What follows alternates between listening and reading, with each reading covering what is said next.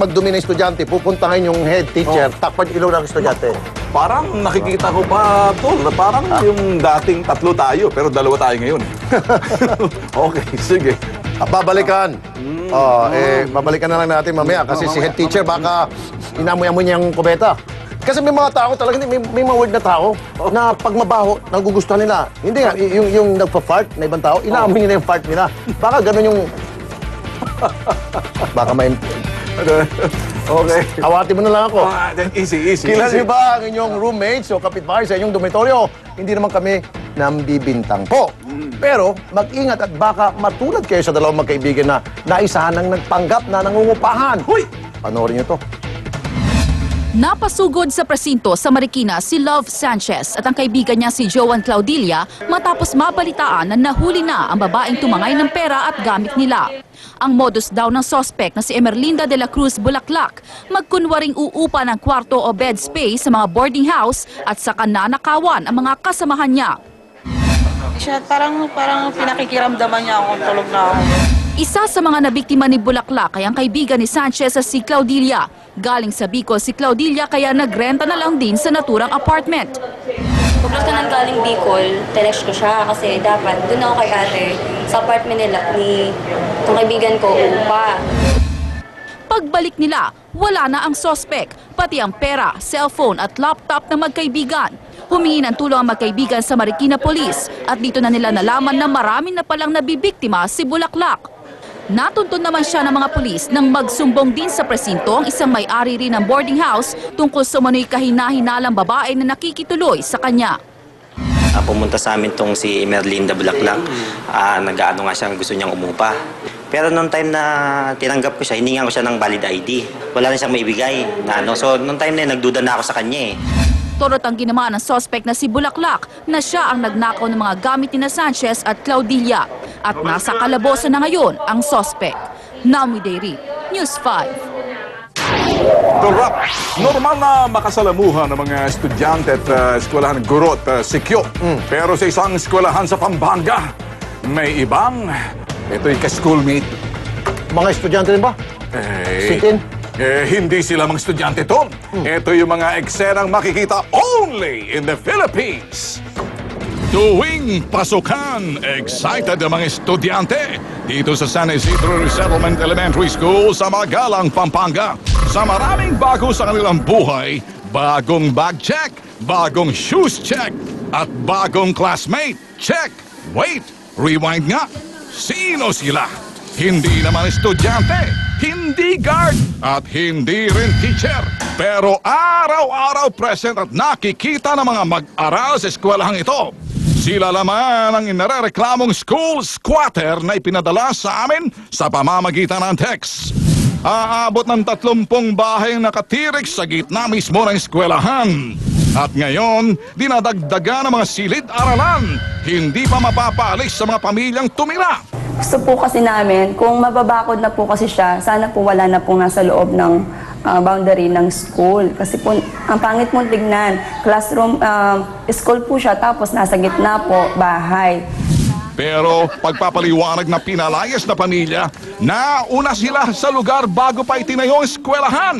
Hiling lang nila bago sila palisin, bigyan sila ng malilipatan. Pero yung sabi ko nga sana, bibigyan kami ni Kapitan ng tulong para may malipatan kami.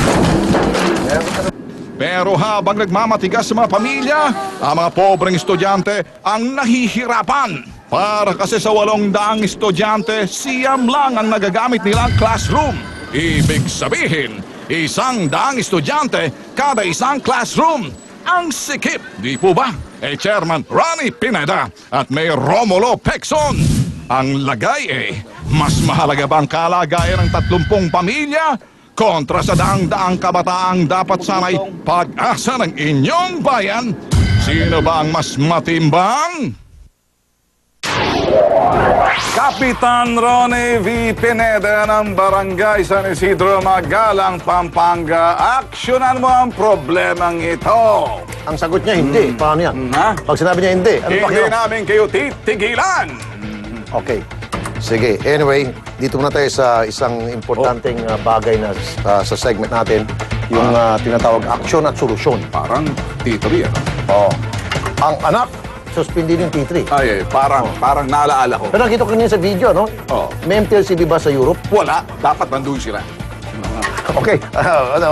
Ang anak ni Aling Nena ay nilapit sa atin nung Mayo. Okay. Dahil may nagtangka sa bata na manghalay.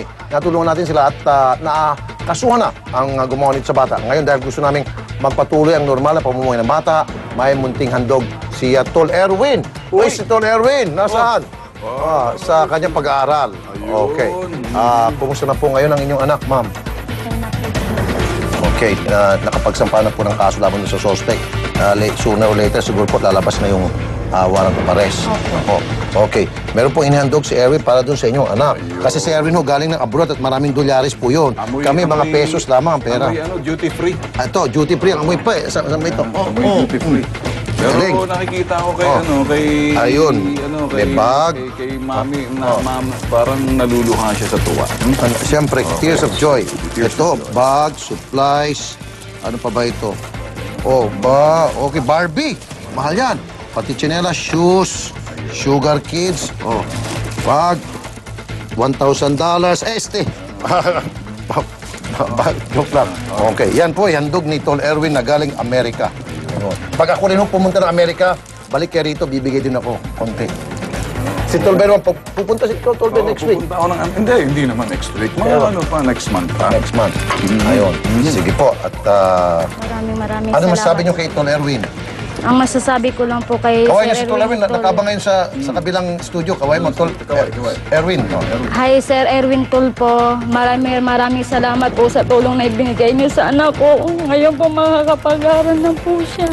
Hindi po siya nakapag-aral nung taong kasi wala po talaga siyang gamit. Ganito.